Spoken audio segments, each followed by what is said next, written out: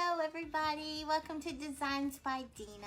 I'm Dina Ray and my husband Kenny is here to help me read comments. Let me know when you guys hop on. You guys remember me? Oh my gosh, it's been so long. It's been almost a whole week, you guys. That's so unlike me. So if you saw, I posted earlier a several fallish Thanksgiving items on the website. So this one is probably my favorite out of all of them. So we actually already sold the other one. So I was like, oh, you already sold my turkey. He's like, yes. I was like, so he cut me another one. This turkey is the cutest thing, you guys. So it comes in all these pieces. So here's the turkey. It has a stand. It's got his feet and his, what do you call that on the top of there? Whatever the top of it is.